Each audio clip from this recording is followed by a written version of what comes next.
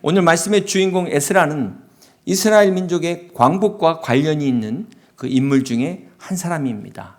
오늘 우리가 이 말씀을 이해하기 위해서 본문의 배경을 좀 이해하실 필요가 있는데요. BC 586년에 어떤 일이 일어나죠? 이스라엘의 남왕국 유다가 바벨론 제국의 침략으로 멸망을 당하게 됩니다. 그리고 나서 3차에 걸쳐서 포로로 끌려가는데 이스라엘 백성들이 다시 하나님의 약속의 말씀에 의해서 포로가 귀환되는 그러한 역사가 일어나게 되죠. 그래서 첫 번째 귀환이 BC 516년에 수룹바벨을 통해서 이루어지게 되고요. 두 번째는 BC 458년에 에스라를 통해서 포로 귀환이 이루어집니다. 그리고 마지막 3차는 BC 444년에 느헤미야의 인도로 포로 귀환이 이루어지게 됩니다. 자, 이런 가운데 오늘 우리는 에스라를 통해서 함께 같이 은혜를 나누려고 합니다. 에스라, 아론 지파죠. 제사장 지파의 16대 손입니다. 그의 아버지는 시드기야 왕 때 바벨론에 포로로 잡혀간 대제사장 스라야였습니다. 자, 이 에스라는 그러한 포로 상황에서도 모세 율법의 능통한 학사로서 바벨론에서 2차 포로 귀환을 이끌었던 이스라엘 백성의 지도자였습니다. 이 에스라서가 기록된 연대를 보면은 주전 458년에서 444년경까지를 기록하고 있는데요. 에스라서를 크게 두 부류로 나눌 수가 있습니다. 첫 번째 1장부터 6장까지는 그 1차 포로 귀환이 이루어졌던 스룹바벨을 통해서 돌아와서 성벽을 재건한 사건이고요. 자, 7장부터는 에스라가 2차 포로 귀환했던 그때 내용이 기록이 되어지고 있습니다. 이렇게 본문의 배경을 우리가 알고 말씀을 보시면 우리가 이해하시기가 쉬울 것입니다. 오늘 본문 1절 같이 한번 봅니다. 에스라 1장 1절입니다. 바사왕 고레스 원년에 여호와께서 에레미야 입을 통하여 하신 말씀을 이루게 하시려고 바사왕 고레스의 마음을 감동시킴에 그가 온 나라에 공포도 하고 조서도 내려 이르되. 바사는 페르시아를 말하는 것이죠. 고레스는 히브리어 발음으로 고레스고요. 페르시아로는 키루스입니다. 키루스. 페르시아의 그 코르바시가 태양과 같다라는 말에서 키루스가 나왔는데요. 이 고레스는 키루스 2세를 말합니다. 페르시아 제국의 창시자입니다. 근데 고레스 원년은 페르시아가 바벨론을 정복한 해를 말하죠. 이때 하나님께서 고레스 왕의 마음을 감동시켜서 이 고레스가 칙령을 발표하게 됩니다. 그 내용이 2절부터 3절까지 함께 같이 교독하겠습니다. 바사왕 고레스는 말하노니 하늘의 하나님 여호와께서 세상 모든 나라를 내게 주셨고 나에게 명령하사 유다 예루살렘에 성전을 건축하라 하셨나니 이스라엘 하나님은 참 신이시라. 너희 중에 그의 백성된 자는 다 유다 예루살렘으로 올라가서 이스라엘 하나님 여호와의 성전을 건축하라. 그는 예루살렘에 계신 하나님이시라. 이 고레스는 이스라엘 왕이 아닙니다. 이방의 왕인데도 불구하고 그가 이스라엘의 하나님이 참신이다라고 고백을 하고 있다는 것입니다. 자, 지금 하나님의 자녀라고 하는 이스라엘 백성들은 하나님을 부인하고 멀리하다가 그만 포로로 잡혀가 있는데 이방의 왕인 고레스가 하나님만이 참신이다라고 고백하고 있다는 거예요. 자, 우리가 이런 현상을 보면서 여러분 어떻게 생각하십니까? 때로는 우리 그리스도인들이 세상보다 못한 경우가 있다는 것이죠. 잠언 21장 1절을 보면 왕의 마음이 여호와의 손에 있음이 마치 본물과 같아서 그가 임의로 인도하시느니라. 사실 부모 입장에서 자식의 마음 어떻게 쉽습니까? 그거 어떻게 안 되죠? 네. 누가 왕의 마음을 바꿀 수 있겠습니까? 하나님께서 이방의 왕 고레스의 마음을 이렇게 감동시키셨다는 거예요. 이스라엘 백성을 포로로 삼은 고레스가 다 풀어주는 거예요. 가서 너희 나라를 세워라. 하나님의 성전을 다시 세우라는 겁니다. 이렇게 이방의 왕의 마음까지도 감동시키시는 하나님께서 오늘 저와 여러분의 마음을 감동시키시길 주님의 이름으로 축복합니다. 아직도 우리 가족 중에 믿지 않는 강팍한 심령들이 있다면 주께서 만져주시고 녹여주셔서 주님을 영접할 수 있는 은혜가 임하시기를 주님의 이름으로 축복합니다. 계속해서 에스라 1장 4절의 말씀 함께 봅니다. 그 남아있는 백성이 어느 곳에 머물러 살든지 그곳 사람들이 마땅히 은과 금과 그 밖의 물건과 짐승으로 도와주고 그 외에도 예루살렘에 세울 하나님의 성전을 위하여 예물을 기쁘게 드릴지니라 하였더라. 지금 이 고레스 왕이 이스라엘 백성들 돌아가라고 풀어준 것도 대단한데 이 정도가 아니라 자기가 다스리는 지역 사람들로 하여금 필요한 거 다 도와주라는 거예요. 은금도 내주고 모든 물건들을 통해서 도와주라고 명령을 한 것입니다. 7절 계속해서 볼까요? 고레스 왕이 또 여호와의 성전 그릇을 꺼내니 옛적에 느부갓네살이 예루살렘에서 옮겨다가 자기 신들의 성당을 두었던 것이라. 이 고레스가 예전에 느부갓네살이 그 빼앗았던 예루살렘 성전의 모든 기구들을 다 돌려줬다는 거예요. 이렇게까지 하나님께서 그의 마음을 감동시키신 것입니다. 사랑하는 성도 여러분, 오늘 말씀이 우리에게 주는 교훈이 무엇입니까? 오늘 하나님의 성전이 회복되는 것이 이스라엘 백성들의 그 소원 때문이 아니었다는 것이었습니다. 이스라엘 백성들의 요구가 아니라 하나님의 감동으로 시작된 것이다 라는 것을 말씀하고 있다는 것입니다. 여기서 하나님의 감동이 무엇을 말할까요? 바로 성령의 감화 감동, 성령의 충만함이 이런 엄청난 일들을 이루게 하신다는 사실입니다. 우리 하나님은 이렇게 고레스의 마음만 감동시킨 것이 아니라 하나님의 백성들의 마음도 감동시키십니다. 이스라엘 백성이 바벨론에서 포로 생활을 한 횟수가 몇 년이죠? 70년이에요. 70년. 어디 이민 가고 70년 살았다고 생각해 보십시오. 완전히 거기에 털을 잡은 건데 이스라엘 백성들이 다시 예루살렘으로 돌아간다는 게 이게 결코 쉬운 일이 아니라는 것입니다. 이미 예루살렘은 폐허가 되어 있어요. 그런데 어떻게 이들이 자기의 삶의 터전을 포기하고 돌아갈 수 있었을까요? 어찌 이런 일이 가능할 수 있을까요? 바로 5절과 6절을 계속해서 봅니다. 이에 유다와 베냐민 족장들과 제사장들과 레위 사람들과 그 마음이 하나님께 감동을 받고 올라가서 예루살렘에 여호와의 성전을 건축하고자 하는 자가 다 일어나니 그 사면 사람들이 은그릇과 금과 물품들과 짐승과 보물을 돕고 그 외에도 예물을 기쁘게 드렸더라. 자, 이렇게 이방의 왕의 마음도 감동시키신 하나님께서 이스라엘 백성들의 마음도 감동시키셨다는 것입니다. 이렇게 성령의 감동을 받은 자들이 다 일어났다는 거예요. 다 순종했다는 것입니다. 사랑하는 성도 여러분, 오늘 여러분은 어떤 감동을 받고 계십니까? 여러분 주로 무엇에 감동받으십니까? 여러분 한번 생각해 보십시오. 우리 마음이 이렇게 감동이 되면은 이게 부담이 아니라 어떻게 되죠? 기쁨이 되는 거예요. 기쁨. 엔돌핀이 나오는 겁니다. 아니, 다이돌핀이 나오는 거예요. 그래서 우리가 주님 앞에 이렇게 시간을 드리고 내 물질을 드리는데도 아깝지가 않은 것입니다. 기꺼이 희생할 수 있게 되는 거예요. 이것이 바로 성령의 감동이라는 것입니다.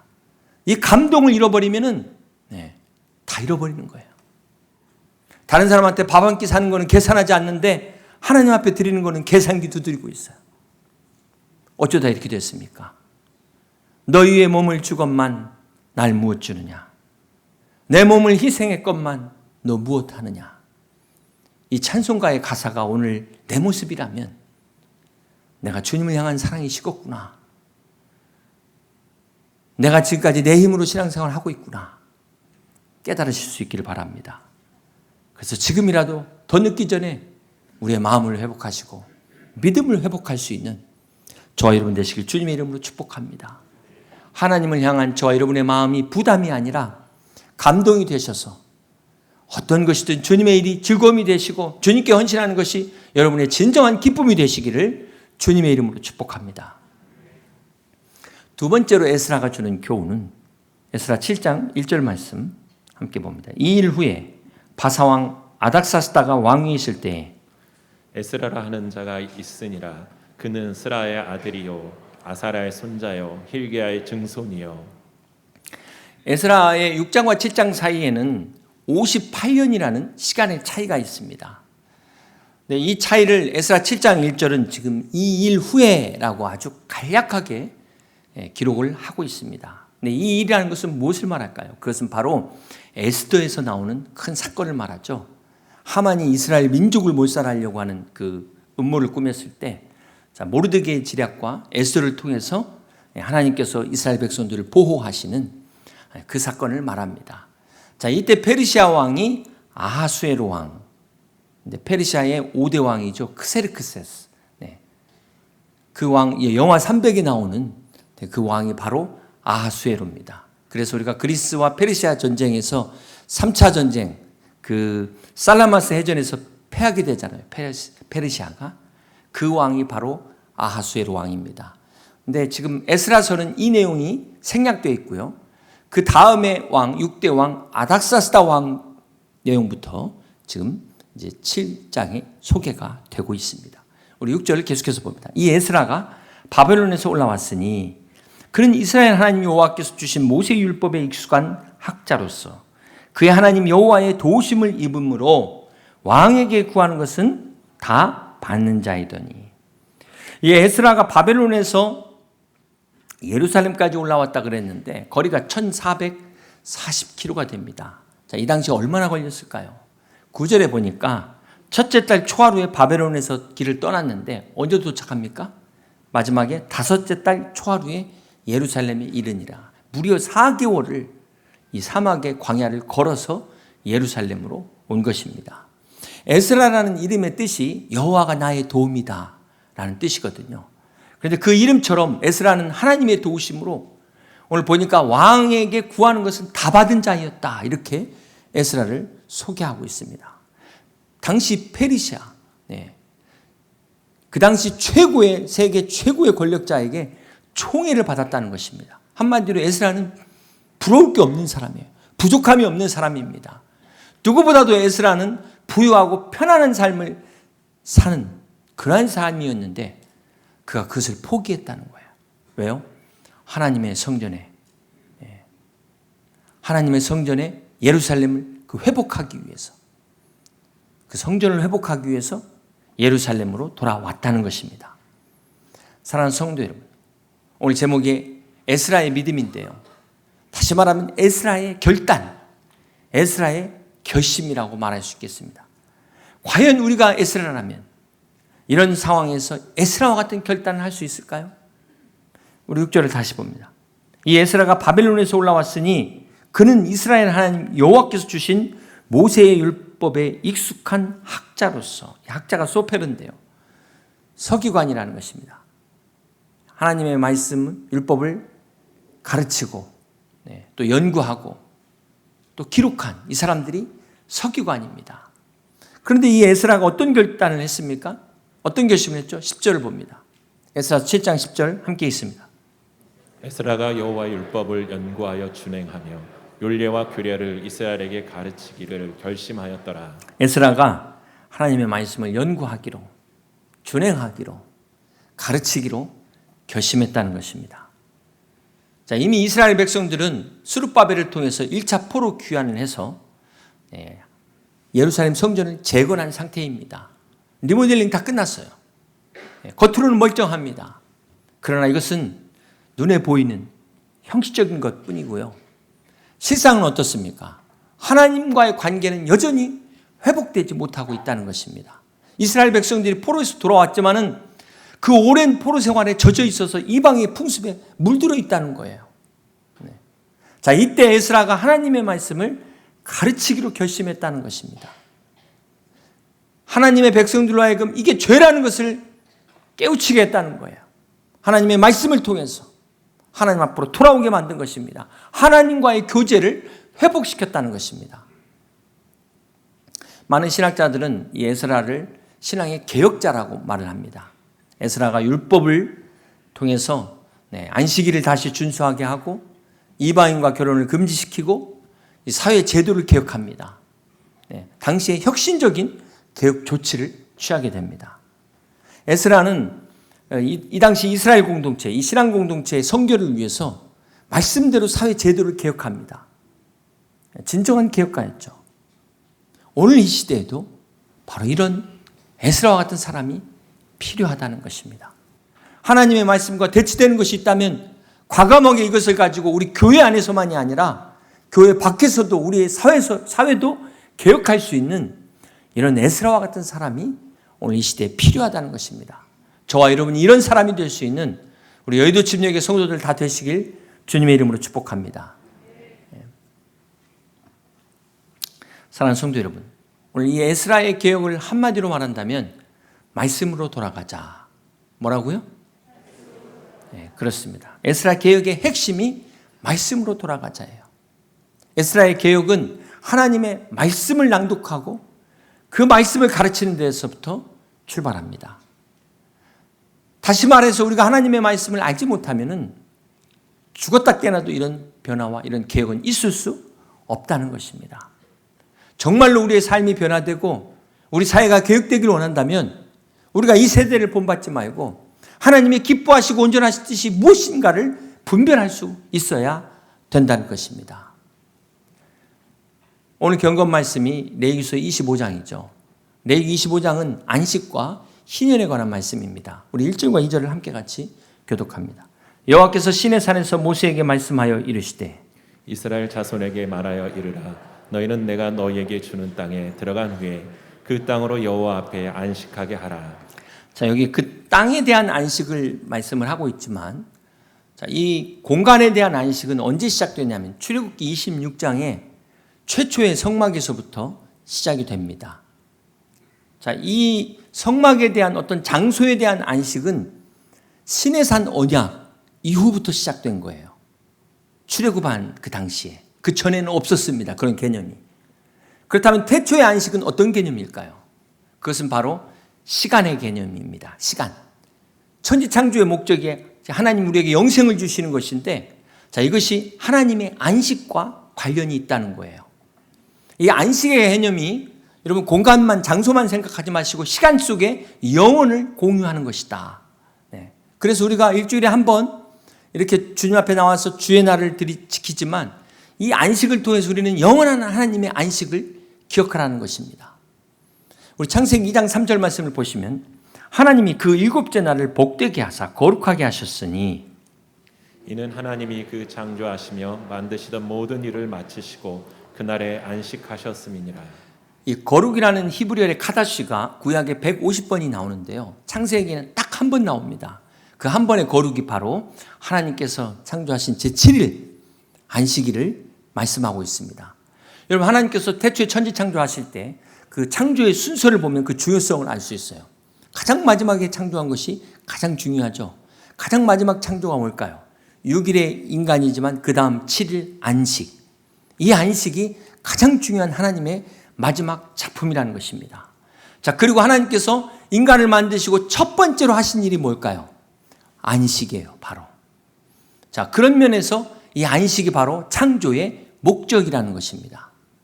또 레위기 25장에는 희년에 대해서 말씀을 하고 있는데 레위기 25장 13절 말씀 함께 같이 봅니다. 이 희년에는 너희가 각기 자기의 소유지로 돌아갈지라.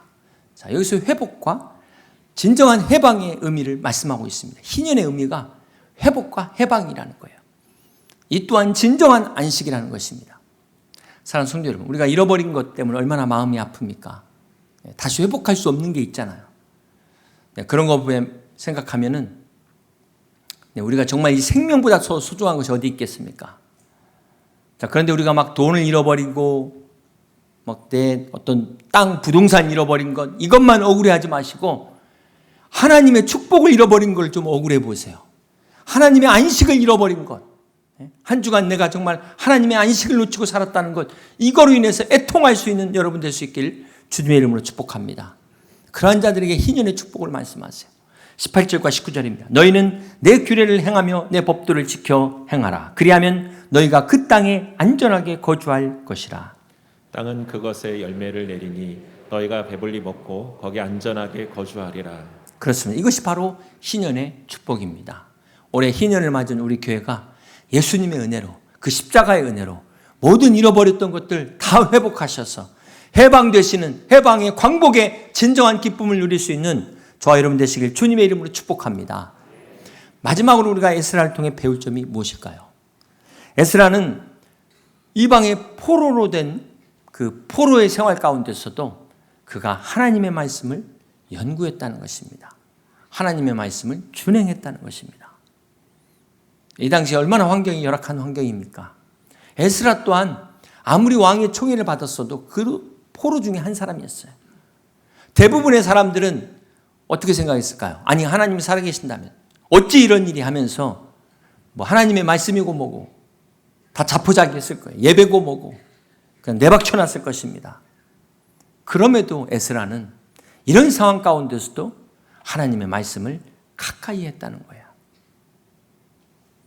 사랑하는 성도 여러분, 우리가 세상에 산다는 것은 원치 않는 이 세상에 빠질 수도 있고 얽매일 수 있다는 것입니다. 자, 그럼에도 불구하고 우리는 하나님의 말씀을 가까이 해야 돼요. 결코 놔서는 안 된다는 것입니다. 하나님의 말씀을 배우기를 힘써야 되고요. 준행하고 순종하기를 노력해야 된다는 것입니다. 우리는 에스라처럼 애쓰라. 하나님의 말씀을 가까이 하기를 애쓰라. 하나님의 말씀을 가르치든지 배우든지 애쓰라는 거예요. 이것이 오늘 에스라가 우리에게 주는 교훈인 것을 믿으시길 바랍니다. 코로나 팬데믹 이후에 우리는 어떻게 해야 될까요? 어디로 가야 될까요? 교회는 어떻게 해야 될까요? 다시 말씀으로 돌아가야 될 것입니다. 하나님의 말씀으로 돌아가서 다시 새롭게 시작해야 될 것입니다. 말씀을 묵상하고 연구할 때 우리의 영혼이 소생되기 때문에 그렇습니다. 이 말씀 안에 우리의 영생을 얻는 지혜가 있기 때문에 그렇습니다. 이 말씀이 우리의 생명이기 때문에 그렇습니다. 그러므로 사랑하는 성도 여러분, 오늘 우리도 결심하는 이 시간이 되기를 주님의 이름으로 축복합니다. 하나님의 말씀만을 붙들리라. 하나님의 말씀만을 가까이 하리라. 하나님의 말씀대로 순종하리라. 결심하고 결단하는 저와 여러분 되시길 주님의 이름으로 축복합니다. 신명기 4장 1절은 말씀합니다. 이스라엘아, 이제 내가 너희에게 가르치는 규례와 법들을 듣고 준행하라. 그리하면 너희가 살 것이요 너희 조상의 하나님 여호와께서 너희에게 주시는 땅에 들어가서 그것을 얻게 되리라.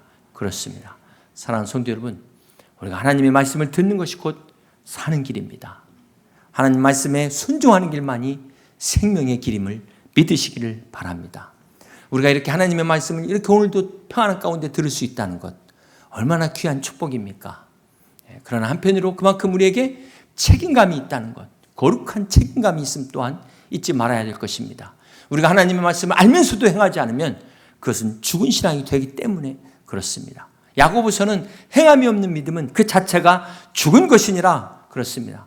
오늘 사랑하는 성도 여러분, 오늘 우리가 말씀을 들은 대로 행할 수 있는 성령의 감동을 받으셔서 말씀의 능력이 여러분의 능력 될 수 있길 주님의 이름으로 축복합니다.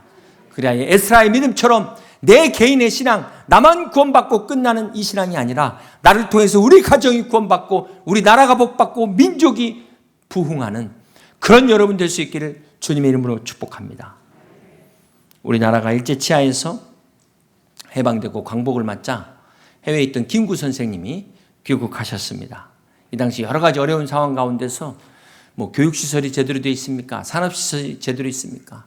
질서를 유지할 수 있는 치안시설마저 아주 부족한 상황이었습니다. 그래서 사람들이 막 김구 선생님에게 먼저 나라의 질서를 확립할 수 있도록 경찰서를 막 지어야 된다. 막 이런 건의를 할 때 이렇게 김구 선생님이 이야기했다고 합니다. 경찰서 100개를 세우는 것보다 교회 하나를 세우는 것이 더 낫습니다. 그렇습니다. 사랑하는 성도 여러분, 오늘날 교회가 너무 많은 것도 문제겠지만 그러나 경찰서 세우는 것보다 나은 게 교회라는 사실을 잊지 마시길 바랍니다. 문제는 우리 교회가 빛과 소금의 사명을 감당하는 교회가 되어야 된다는 것입니다. 나라를 되찾고 이 광복 후에 국민들에게 희망이 됐던 그 한국 교회처럼 우리 여의도 침례교회가 오늘도 생명을 살리는 교회, 진리의 말씀을 비추는 교회가 될 수 있기를 주님의 이름으로 축원합니다. 이제 말씀을 정리합니다. 에스라의 믿음처럼 오늘 우리도 우리 개인의 구원만이 아니라 나라와 민족을 구원할 수 있는 그러한 믿음을 가지고 나라와 민족이 소망되는 우리 여의도 침례교회 모든 성도들이 다 되시기를 주님의 이름으로 간절히 축원합니다.